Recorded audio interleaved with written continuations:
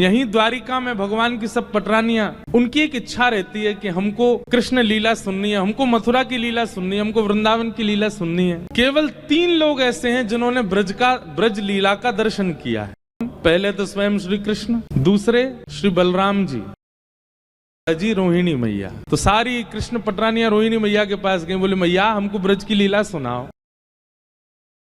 करते, यशोदा मैया के संग कैसे व्यवहार करते, गोपी के संग कैसे रास करते, यमुना जी में कैसे स्नान करते, सारी लीला सुनाओ ना। रोहिणी मैया बोली मैं सुना तो दूंगी, लेकिन याद रहे कृष्ण बलराम नहीं सुने, क्योंकि अगर उनने सुन ली तो बड़ी दिक्कत हो जाएगी। अब सब पत्नियां आपस में कहने लगी कौन रखवाली करेगा द्वार की। ऐसी सभा थी, उसमें सब बैठी थी। अब एक भी उठ के नहीं जाए, बोले हम भी सुनेंगे, हम क्यों जाएं बाहर, हम तो सुनेंगे भीतर बैठ के। तभी वहां भगवान की बहन सुभद्रा, सब सुभद्रा को ही पकड़ा। सुभद्रा जी बोली क्या करना है, बोले हम सब यहाँ कथा सुन रही हैं, करके बस ये ध्यान रखना कि कृष्ण और बलराम ना आओ। सुभद्रा जी बोली ठीक, और अगर आ जाए तो हमें संकेत कर देना ताकि कथा विश्राम हो जाए, क्योंकि वो दोनों यदि ब्रज की बात सुनते हैं तो उनको बहुत भावुक हो जाता।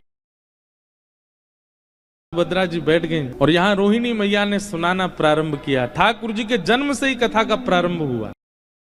बैठ के सुन रही हैं ठाकुर जी की ब्रज लीला, बाल लीला, घुटमुन चलवे की लीला, नृत्य करवे की लीला, उंगली पकड़ के यशोदा मैया के संग कैसे चलते हैं ठाकुर जी, दांत निकर के आ रहे हैं, बेणी चोटी बना लेते हैं, बलराम जी और ठाकुर जी की लड़ाई होती है।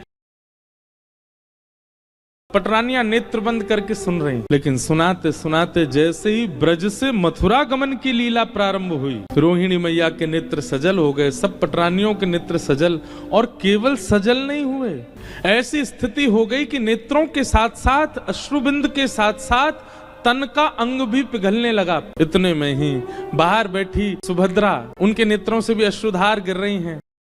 इतने भाव विह्वल हो गए सब कि तभी वहां कृष्ण बलराम का आगमन हुआ और किसी को पता ही नहीं चला। बाहर सुभद्रा भी नेत्र बंद करके बैठी, वो भी नहीं पहचान पाई कि ठाकुर जी आ गए। उनको रोकना था, भीतर बता देना था कि ठाकुर जी आ गए, कथा विश्राम करो, पर इतनी भाव में चली गई कि बता ही नहीं पाई। तभी ठाकुर जी ने देखा ये सुभद्रा क्यों रो रही है और ये भीतर से ऐसे जल का प्रवाह क्यों आ रहा है। ठाकुर जी ने जैसे कान लगा करके सुना तो श्री रोहिणी मैया ब्रज लीला सुना रही है और सब गोपियां रो रही है, सब भगवान की पटरानियां रुदन कर रही हैं। ठाकुर जी ने मन में विचार किया, भीतर गया तो कथा में विक्षेप होगा, यहीं बैठ जाओ। और सुभद्रा जी के एक तरफ श्री द्वारिकाधीश और दूसरी तरफ श्री बलभद्र जी बैठ गए।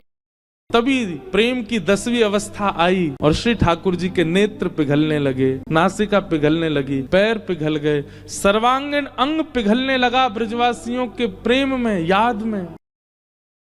देवलोक में हाहाकार मच गया, ये क्या हो रहा है। जाकर के कैसे भी ठाकुर जी पूरे सर्वांगीण पिघल जाएंगे, नदी बन जाएंगे, आप जाकर के कुछ कीजिए।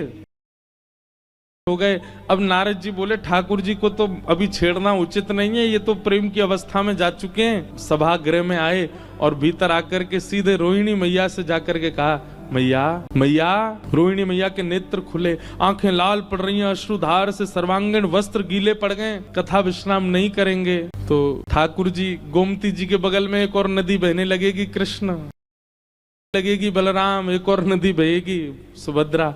स्थिति तो देखो। बाहर आकर के देखा तो सर्वांगीण अंग पिघल चुका है द्वारिकाधीश।